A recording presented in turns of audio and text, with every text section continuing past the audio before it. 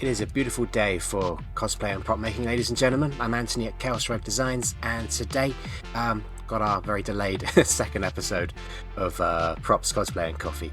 So this is the sort of series where we just kind of very editing light, go through sort of just cosplay and prop stuff, interesting stuff that we find online. Anything I can kind of chime into, any sort of help I can give, things like that. And this time around, I even have a coffee, so we're moving up in the world. Anyway, I found one that was quite interesting the other day. Let's just jump right into it here. This is on Reddit. It's a really good subreddit called Cosplay Props, actually. You should check it out. But this one just says, it's really succinct, really simple. Hi all, I'm looking to make Johnny Silverhand's arm for cosplay. Any ideas / helpful hints? Oddly enough, no one chimed in on this one. There's literally just me. There's literally just me. And they didn't reply either, so you know, that's fine, whatever. But it's quite an interesting one, I think. Johnny Silverhand from Cyberpunk. It's not an armoured arm.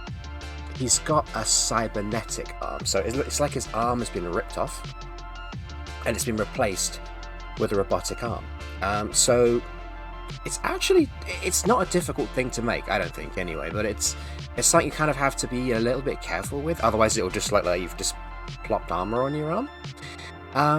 So what did he ask for again? Just ideas, helpful hints. So I suggested, at least, well, you want it to be nice and sort of flush with the arm. You don't really want to be sticking armor to your just bare arm either. So a good way of getting around that is actually to get a pair of tights or a stocking, a thin one, and ideally black as well. Just so you can put up your entire arm up to about, well, Johnny Silverhand's robotic arm is to about here. And then you can just add thin bits of EVA foam. You'll need to sort of look at the armor and work out the plates, of course, but you can sort of build from there. Once you've got a bit of structure to this arm that you're building as well, you'll find that it will hold itself up quite nicely. You might need to secure it at the top, maybe, well, just try and make it tighter around the top of the arm so it doesn't just slip down as you're wearing it. But yeah, something like that would be quite good. But the reason I thought it was quite a good one to talk about as well is when you're doing cybernetic replacements, or even just flat out limb replacements, you've got to be quite careful with it. So a really popular cosplay, nothing to do with Cyberpunk, but is Junkrat from Overwatch. And he's an interesting one because, of course, he's missing an arm. So what a lot of cosplayers do, well, they'll either just work around that. He's got two legs even for that cosplay. Or I've seen a few people sort of stick a almost like a fake leg hanging out of their knee, so they kind of lift their leg up. I'm not really going to stand up in front of the camera to do it, but they basically they sort of like kneel it. They sort of stick their knee down to the ground, so the leg that they've put on their knee then hits the floor. So you don't have that option with your arm, of course. So a black stocking would be a good way to do it, and then just building plates up and down it to sort of get the shape that you want. Thin plates would be good, so you've got a little bit of movement. But another interesting thing about building on the arm, and this is an issue when you're doing general armor anyway, you don't want your movement to be that restricted. Now, when you've got proper chunky armor on, you don't usually build an arm, do you? You'll have a shoulder piece, you'll have a part that goes on the top of your arm, a bit that goes underneath your elbow, maybe an elbow piece. Just realised how little range of motion my green screen camera has. But yeah, you'll normally have, well, your elbow being free is not a bad idea, but you can have something here. And then, of course, you've got your arm here as well. Let me just stick a diagram up for this bit. So, first of all, you really want to keep your range of motion quite high, unless you'll be walking around like this. It'd be kind of weird. So, maybe for this cybernetic piece, just keep the elbow free. If you're going to put anything around the elbow, it can connect here. It can go around your elbow here, but you'll want something very light securing it sort of on the inside of your elbow. As long as you've got that motion. It'll be fun for 5 minutes if you haven't got the motion, but after that you'll literally hate it. And you know what? Those range of motions also extend to other parts as well.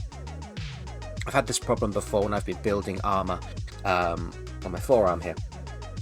It's a little bit too long. What tends to happen is it hits where your wrist is. And if it does that, all of a sudden you can't move your hand. You'll be doing literally this whole piece, this whole section of your arm doesn't move. So you'll probably want to cut it very short here, just so you've got range of motion with your wrist. And it's also the same on the top of the shoulder as well. Again, if it's kind of connecting too high or it starts to dig into your armpit, again, you're going to have very poor motion, and to be honest, it probably won't look the part either. Now, this person didn't specify if they're that new to cosplay, if they've made 1,000,001 things before, they just wanted some advice.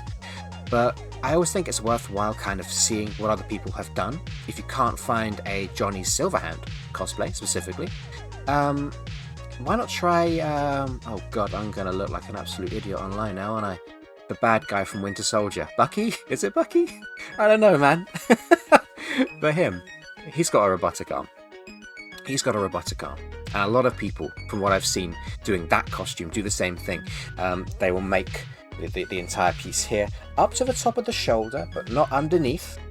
And they will normally have a gap here, so they have that motion. That is super, super important. Let's take a little look at Johnny Silverhand, actually. Let's take a little look at this man and see exactly what we're doing. Anything else to kind of bear in mind? I'll bring this picture up on the screen as well, so you guys can see it. I'll edit it in afterwards because, you know, it's easier. So let's check out this man's arm.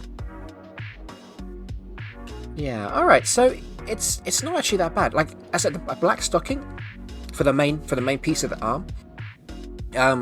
I would normally pick that anyway, just because it's an easy colour to work off. But the inside of his arm is black anyway, so that's really, really helpful. Even looking at his arm, sorry, I'm looking at it, not looking at the camera right now, but it looks like the entire sort of forearm, if you like, is metal. It's even got a gap on the inside of his elbow as well. So yeah, even for cosplay, that's gonna be just fine. That really is gonna be just fine. But yeah, I would use EVA foam. I tend to use EVA foam for everything. You could use Warbler or something if you want, but EVA foam will be a little bit easy to move, a little bit flexible. And you can get it very, very thin as well. For something like that, 3mm thick foam probably be pretty decent. 5mm maybe. Certainly no more than that though. You want, because you don't want it to look like it's armor on an arm. You want it to be a piece of the guy himself.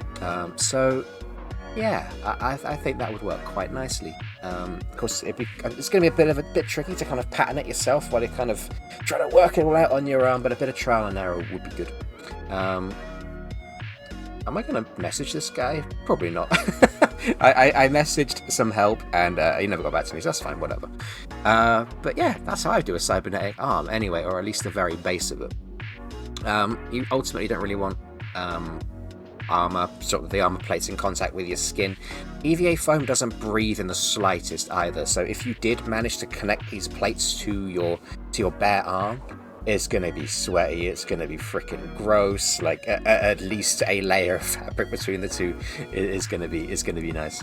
Anyway, yeah, I guess that wraps it up for this episode. Also, like, we're going to be doing these every Friday from now on. So I know it's Saturday today, but we're going to be doing these every Friday from now on. If there's any topics you want me to cover, please leave them in the comments, and we might pick one of those. Otherwise, I'm sure we can find some more stuff to chat about in the weird and wonderful corners of the subreddits. Anyway, take it easy, everyone. Thanks very much for watching. I'll see you wonderful people next time.